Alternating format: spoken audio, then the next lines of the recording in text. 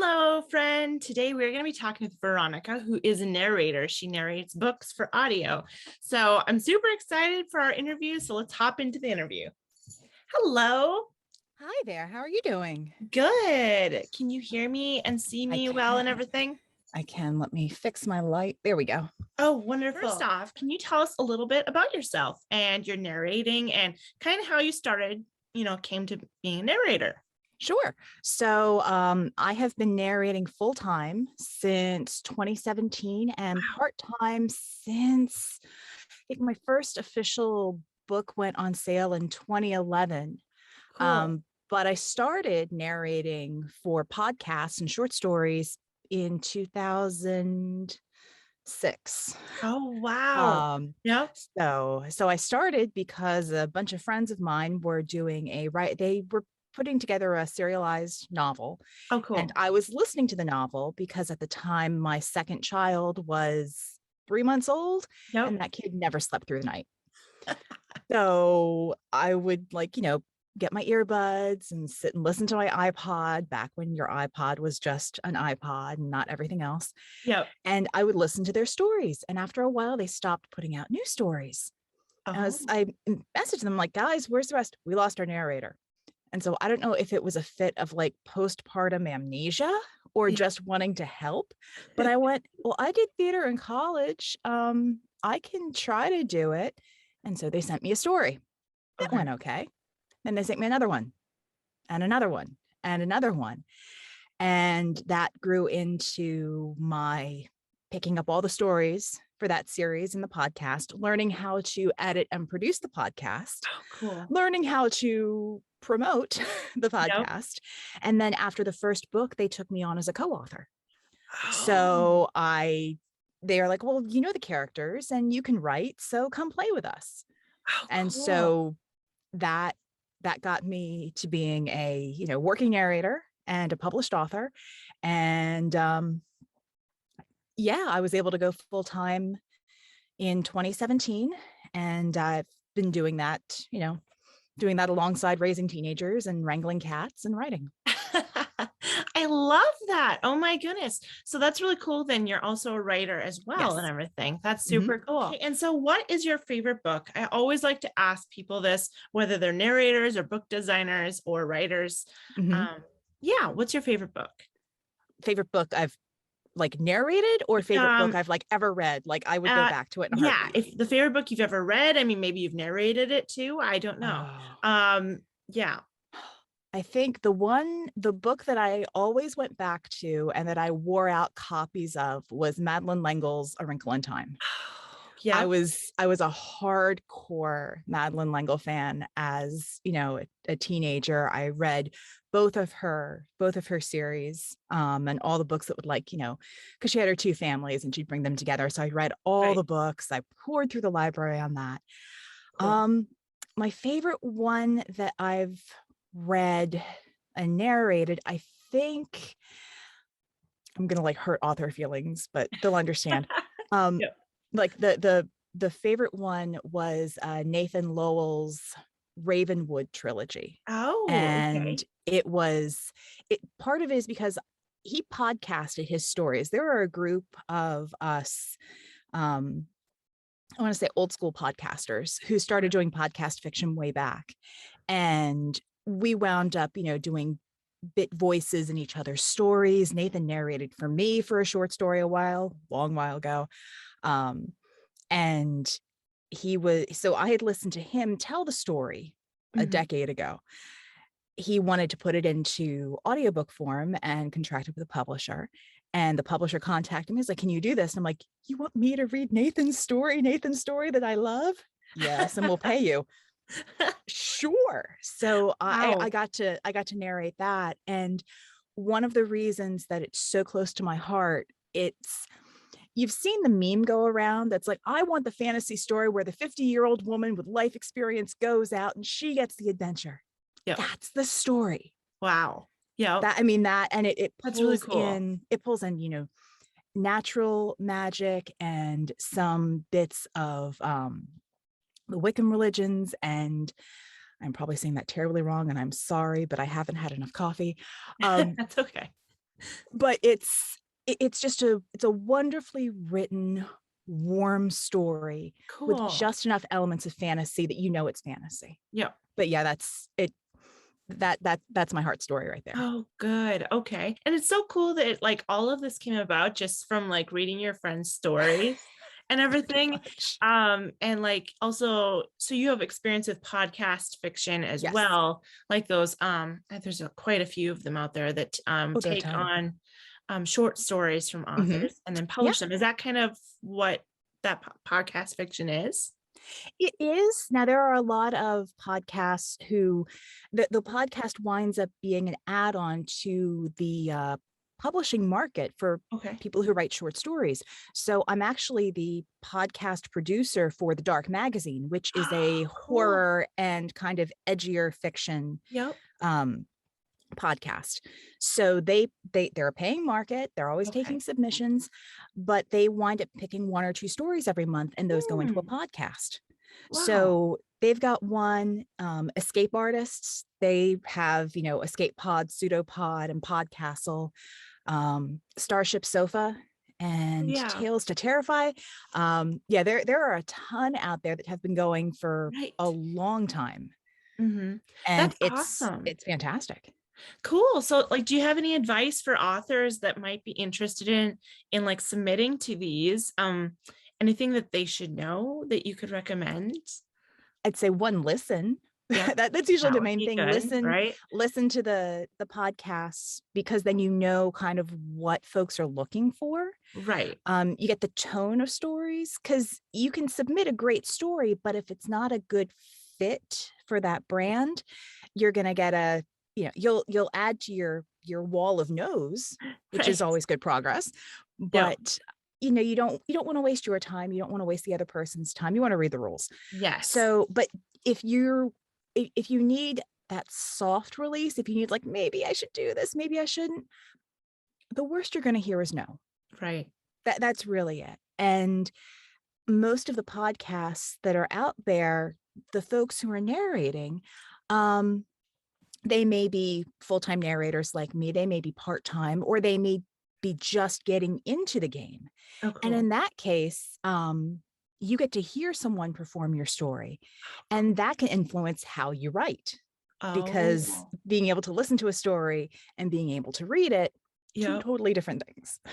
Oh yeah, I'm sure. It's that is so cool. I love it. I mean, even like, like comparing having read a book versus listening to it, it's a different experience. Oh, sometimes. Absolutely.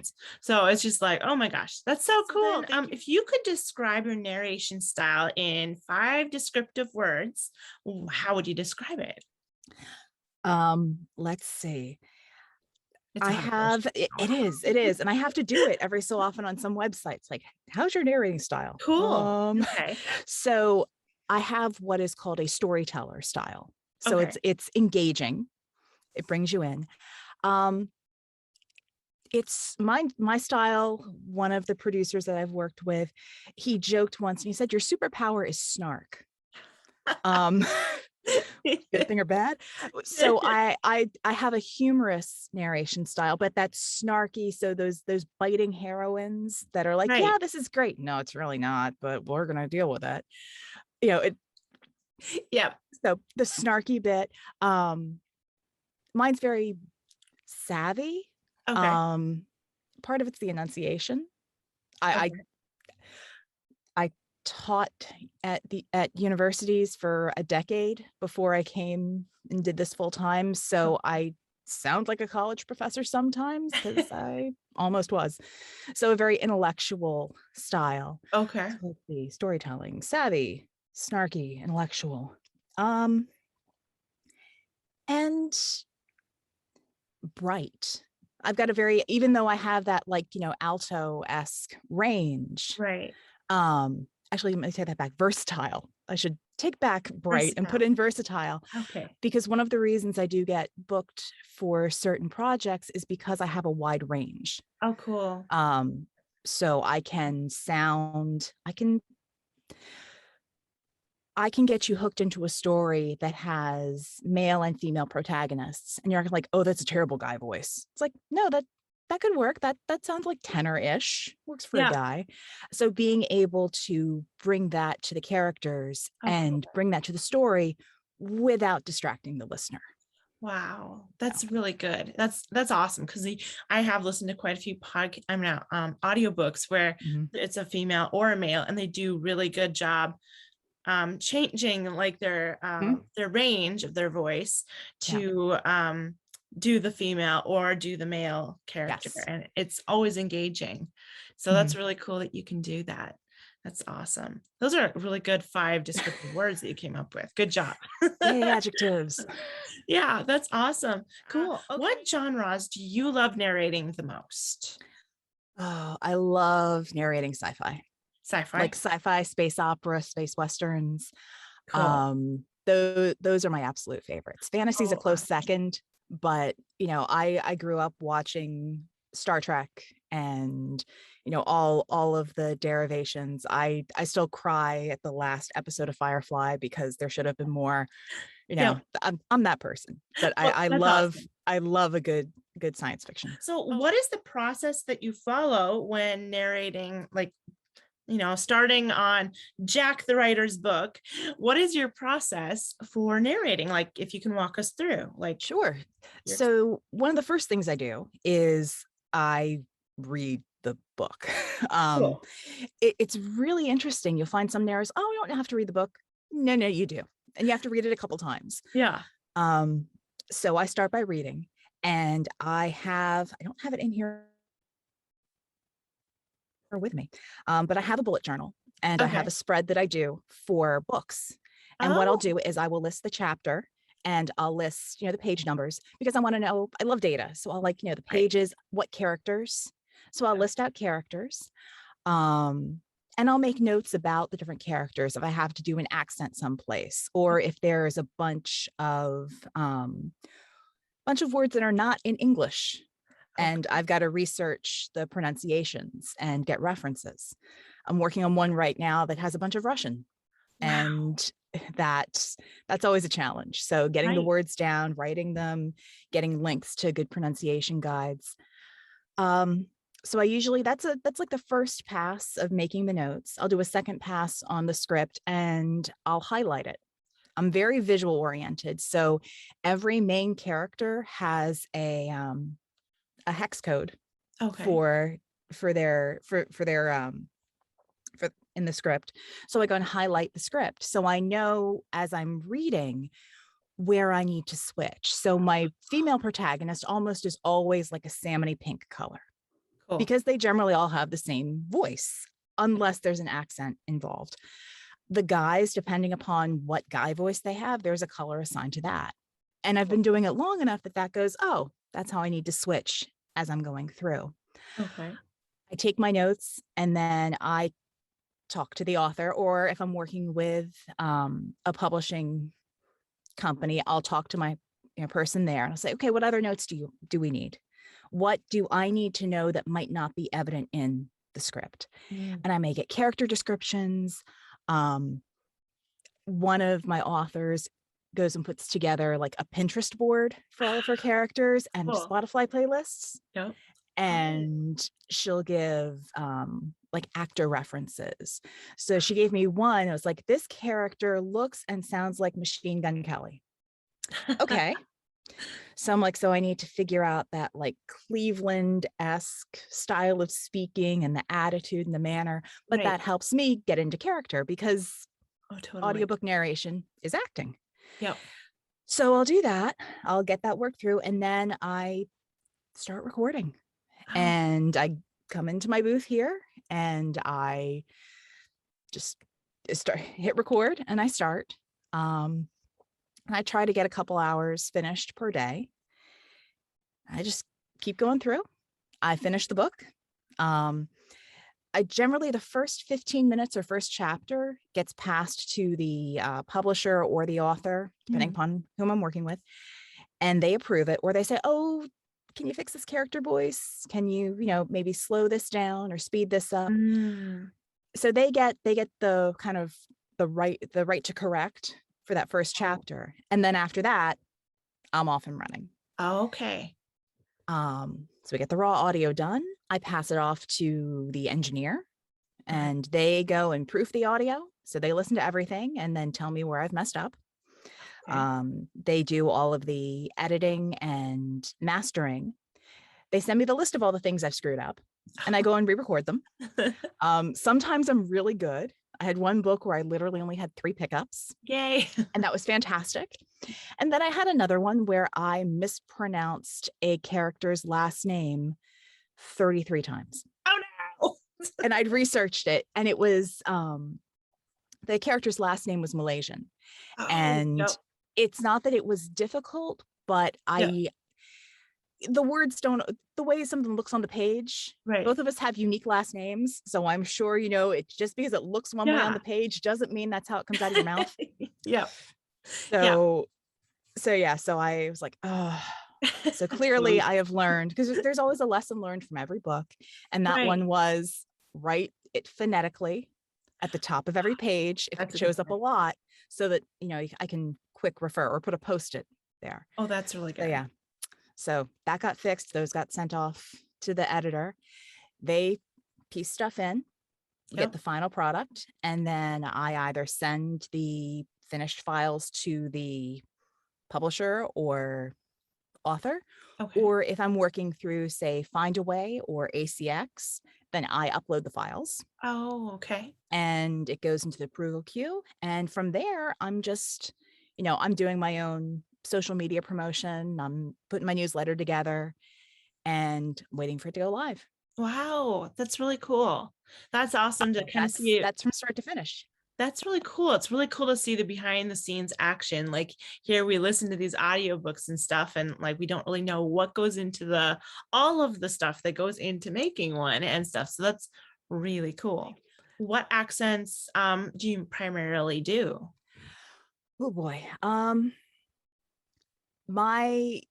When people ask me that, I'm like, well, let me try. I've only ever been, I guess you can say, formally trained.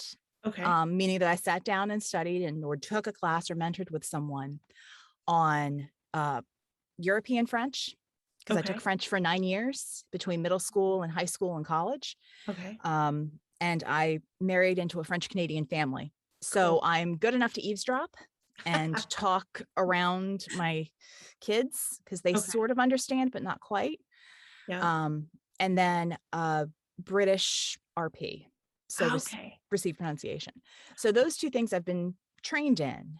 But due to necessity for the first podcast I picked up, I've had to learn Russian. And that is one of my go-tos. I don't know how, I don't know why, but that's for me, it's super easy to do. Oh, wonderful. My natural accent is, it's been described. So I'm in Florida. I've been in Florida for 20 years. And so my natural speaking voice has trended towards a Florida pronunciation for a lot of words. However, I grew up in a household where my mother is from Jersey and my dad's from outside of Chicago. So I still say things like coffee and water if I'm not careful. Dog, porch. But I grew up in Lexington, Kentucky. Wow. Yeah. So a bunch of accents there. Right? So the cadence of my speech is very Southern. So it that kind of easygoing flow, chattery bit. So it's very weird. But it's definitely an Eastern US accent. But I can do your standard New York. I've been working on a Boston accent because I live in a house with New England Patriot fans, and I'm going to learn it at some point. There you go. Let's see, the Central Kentucky accent. I can do Southern accents based on regions, so I can differentiate, like in Atlanta, Georgia, from in Alabama, Mississippi. I can do a Cajun accent. What else? Kentucky, Tennessee, I can do that. Texas. I can do kind of a West Coast style of speech. I watch a lot of YouTube videos. That's awesome. Being able to mimic stuff helps. Right. So picking those up. I can do an Australian. I can do New Zealand. Cool. I can do South African. Awesome. let's see, the British RP I can do. I can trend toward kind of the London accent. Yeah. I've had to do Slavic accents, just like a standard kind of Slavic bit to differentiate from the Russian. What else? Dutch, Jamaican, Norwegian. Wow. I have one author. She writes a lot of kind of travelogue thrillers. Okay. So she will send me a list like, okay, so in this book you've got this, this, this, and this. I'm like, okay, we'll play with that. That's awesome. But it's, yeah, so I get a lot of, can you try this? Yeah. I will try it.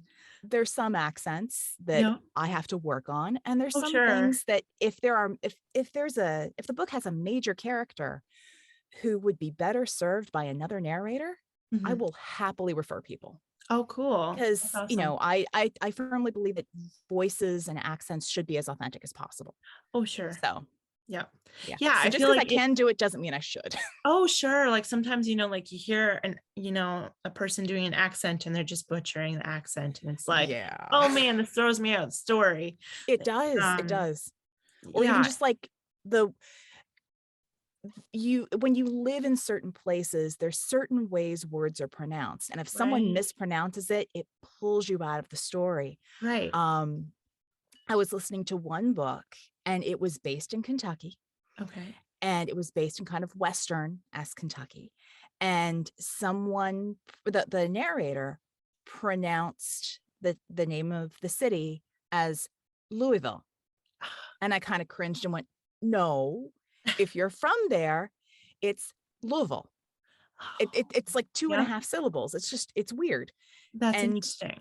Yeah, but and someone not from there wouldn't know. No, they wouldn't know. And it's like smaller towns, but when you're narrating stuff, you have to do that research. So we call libraries, we call chambers of commerce. Wow. It's like, so this town that's next to you, how do you pronounce it? Yeah. Oh, great. Thank you. Click. It's like, I wonder why they called. Huh. Yeah. They're used to it, strangely enough. Probably. That is so awesome. That is really cool though. It's amazing that you can do all those accents. Like I would probably have way too much going on in my head where I'm like, I don't remember what accent they did. Like, oh my word. Like, yeah, that's color awesome. Coding. That's the color coding. The color coding.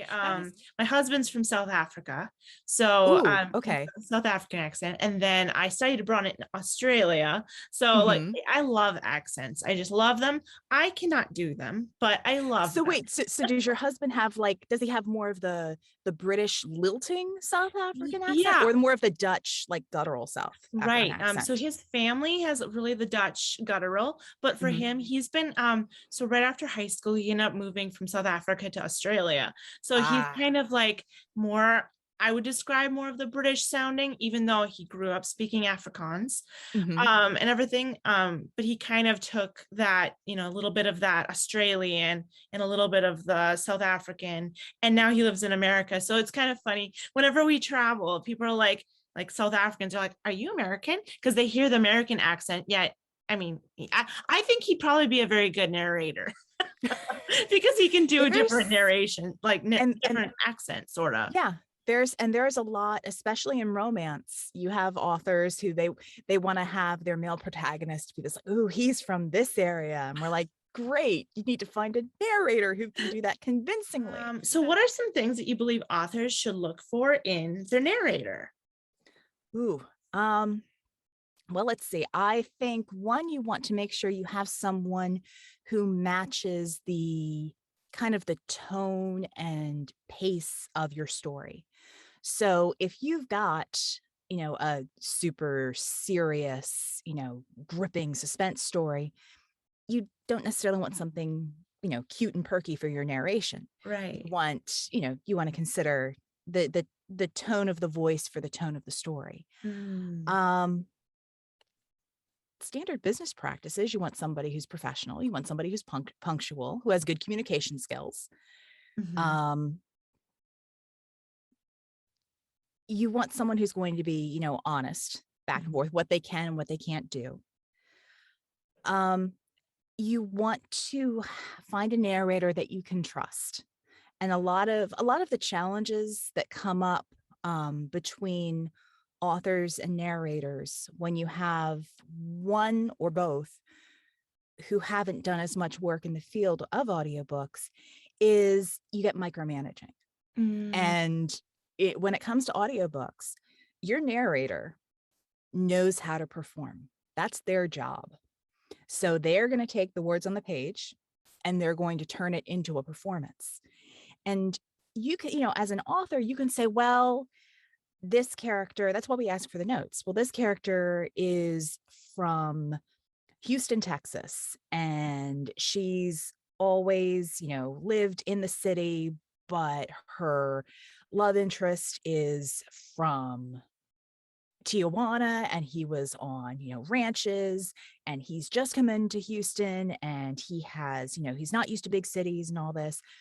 So giving that dynamic, but then saying, you know what, I think you need to pause 2 seconds more between this bit of dialogue, or you need to stop breathing, so yeah, no. I'm sure there's all sorts out there. There are. And it's trust your narrator, hire someone you can trust with a performance, and be prepared to let go. Yeah. We're not always going to match what's in your head. Right. So it's kind of like, so I love anime. I love like more recent things. And I've been watching the Netflix adaptation, the live action adaptation of Cowboy Bebop. Oh, okay. And so I love the anime. I know that the live action is getting some dings because it doesn't match up perfectly. There are things that got shifted. They're 2 different performances. Right. Yeah. And some things are going to come out in one version that aren't going to come out in the other. Yeah. And I think understanding that, and the thing is, if there's a really big problem with the book, with the story, with the characters, good narration can kind of cover it, but it's not going to fix it. So knowing that you have to have a strong story, the proof is terrible, but I really like that actor, and that script was great, but why did they pick these 2 people to, have the lead? So making sure you have a good match, making sure that your story is ready for narration. Yeah. That's really it. But having the good lines of communication, professionalism. I work a lot with first-time authors who are just coming into audiobooks. Okay. And so it's any kind of questions, they get answered. And awesome. It's often less about the performance piece than it is about the business side of things. Because that's that's often where the nitty-gritty happens. Sure. That's awesome. That's so helpful. I'm sure you meet all sorts of people in this business, and but that's so good that you mentioned that you need to trust your narrator with it, and kind of, like once the story, even like, once the story is turned in from like a book into a movie, like it's kind of its own little creation. Somewhat. Yeah. And so I'm sure it's sort of the same with, once it's become audio as well, it's kind of like a different version, even though it's still the same story, but it is. Yeah. And you're going to there are certain people who are only going to listen to audiobooks. They may not pick up the print. Yep. So it's, you're not necessarily targeting the same people. Yep. You'll have your diehard fans who are going to pick up versions of everything that you write, but you're going to have other people who are going to discover you just because you have an audiobook out. Yeah, that's wonderful. Because there's a lot of like serial audiobook listeners that purely just audiobook. So that's wonderful. A writer asked me when they heard that I was going to be talking to a narrator, a writer asked me to ask you this one. What would you recommend for non-Americans and non-British born authors who are kind of like interested in narrating their own books, but they're concerned and worried about their accent, like that their accent might, that they want to make sure it's understandable and everything. So what are some things that they could do that would help them narrate their book? So if they're going to narrate their own book, and they've decided that they're going to invest the time and the equipment into that, I would actually recommend they invest in a narration coach. Oh, wow. Okay. So there are several coaches who do work with authors Okay. who want to narrate their own stuff, because it's not just necessarily reading what's on a page. And Right. you may have some authors who are like, well, I came from a radio background. Audiobooks are not radio. And you can tell that. You can tell when you've got somebody with the announcer voice and they're reading the book and you're like, take 2 steps back and lower it half a bit and just warm up to the microphone. Right. So definitely work with a coach. And if your accent fits the story, then be authentic. I mean, I've picked up audiobooks because, especially nonfiction, I've picked up nonfiction books because they were narrated by the author. Cool. And I loved hearing that authenticity. And clearly they got some training, or they were used to public speaking. But you hear, not to get all metaphysical, you hear their soul in the story. Right. And you get that message and that investment. So don't be afraid of how you sound. Nobody likes the sound of their own voice. I don't like the sound of my own voice. I hate having to listen to myself. And that's because it's because that what comes out of your mouth and what other people hear, what you hear is it's being transmitted through the bones in your body. So you're hearing this echo from, the hard stuff and the soft tissue, and it's resonating here. And so that's why if you record yourself and play it back, you're like, that's not what I sound like. Well, of course not, because that's not what you're hearing when you speak. Right. So, everyone sounds different. Yeah. If it lends authenticity to your story, don't be afraid to use it, but get performance coaching so that you're making the investment for your story. Yeah. So that you are going to put out a quality product. Okay. So what is the average turnaround time? I know you were saying like that whole process at the beginning. What is the average turnaround time for you with a story and everything? Let's see. So if I've got, let's say, a 12-hour audiobook, so that's about your 90,000 word novel.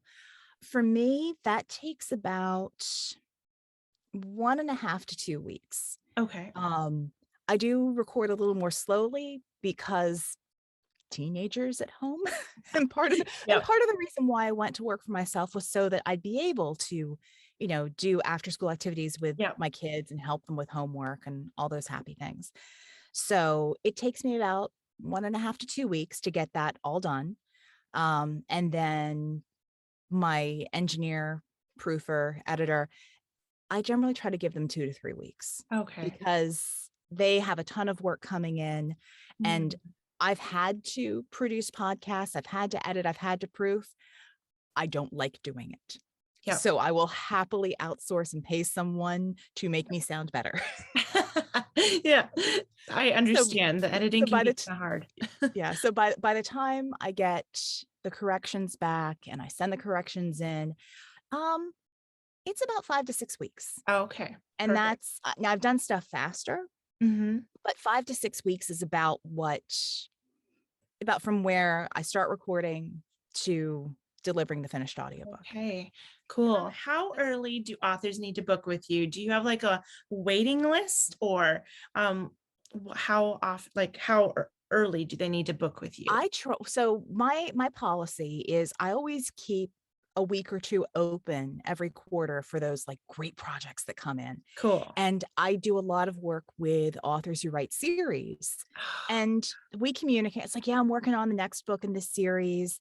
And one author I know, when he's doing the next book in a series and he's starting on it, from the time he starts that book, I can usually count 3 months, and then he'll be ready to put it in audio. Another author, she only does one fiction book a year. She writes a lot of nonfiction and narrates it herself, but I'm her fiction narrator. Cool. And she'll give me a heads up in like February and she'll say, hey, the next book in the series, I'm going to have it ready in November. Can you hold a spot for me? Mm-hmm. So for my established authors, I watch, I watch the calendar, I hold spots. I'm happy to book through the end of the year and hold space, because I know, sometimes authors want, they're working on the third book in a series and they want to do that rapid release. Oh, sure. So, can you record 3 books back to back? Yes, Mm. that's actually, if you've got a series, that's preferable. That means I'm keeping those characters in my head, and I Yep. can, get the continuity going. I speak words for a living. That's okay. I write for a living and I still mess up with words every single day. So no problem. Yeah. So yeah, I'm flexible, and I've learned to tell people, no, I'm booked, I can't do anything, because Yeah. I've had those times where I've tried to say yes and tried to say yes, and then everything at home falls apart, and it's like, yeah, sorry, I can't go out and do this, or no, you guys go and have fun. I'm going to go into my corner and talk into the microphone. Yeah. So Yeah. yeah. That's really interesting though. I'm sure throughout the years you've learned a lot when it's come to like, saying no to certain projects, even though I'm sure you'd Mhm. really love to take on them Yeah. more. Even though it's probably after a time, like ends up being just way too much trying to do so many projects. So about how many projects do you do a month then? I stick to two 2. Okay. or three. I have the ongoing thing with the Dark magazine, Yep. so that it's got a scheduled time to narrate and proof and edit and release that. And then depending upon the length of a book, if I'm doing something that's like a dual narration where Mhm. I've only got half a book to do, I can get that done in a week, no problem. Awesome. But if it's a full, 12, 13-hour book, that's going to take 2 Mhm. weeks. And I know some narrators will work on multiple projects at once. Mhm. And I used to teach study skills and time management and all that, and I can't. It's Yeah. like I pick one task, work it all the way through, stop, Yeah. deliver, go to the next one.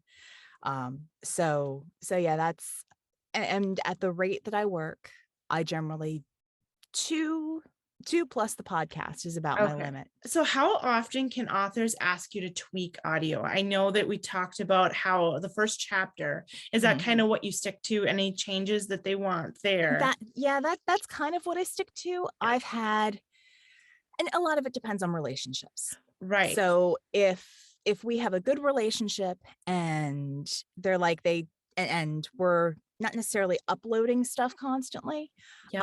but they're like, yeah, so I listened to this and can you fix this chapter?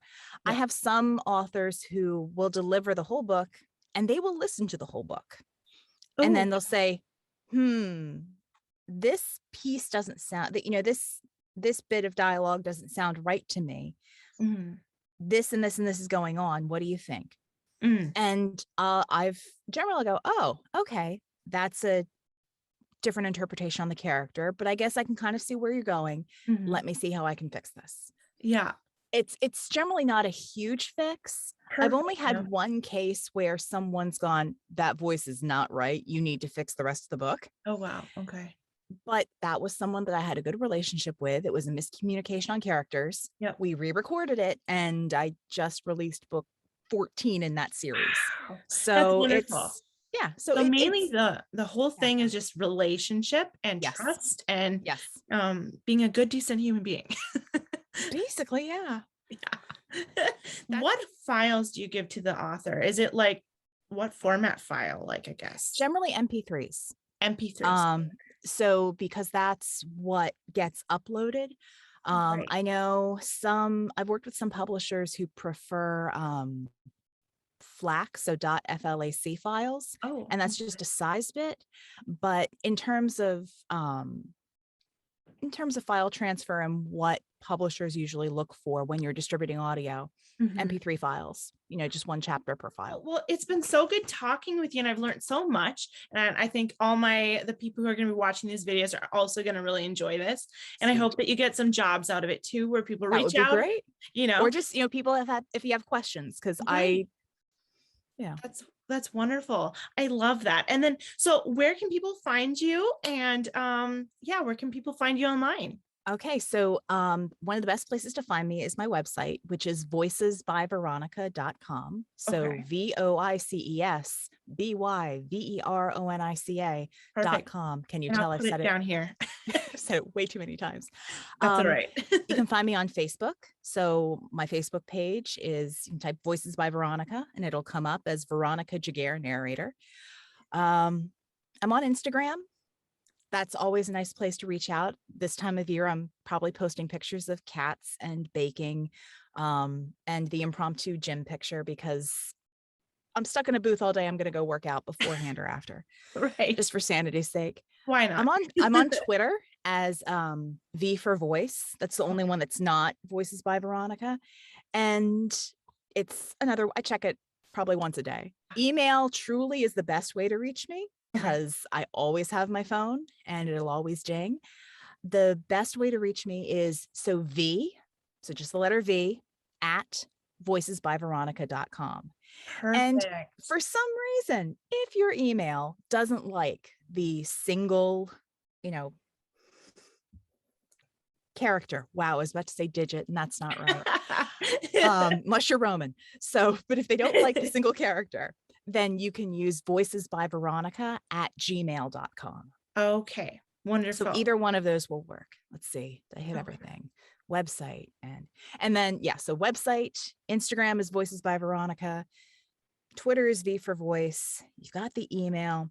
And then if you are on ACX, you can search for Veronica Giguere. And if you want to just listen to stuff that I've done, which is a great way to find narrators, because if you listen to something and you like the voice, reach out to the narrator. You never know. We are all real people and we love getting work. Right. So you can go to Audible and you can type in Veronica Giguere and you will get a whole slew of books I've done. And you can search by genre and listen to samples. Awesome. That's really good advice. Yeah. I love that. Okay, well, I will put all of those links in the email below. I mean, the description below, so people can find you and email if they like.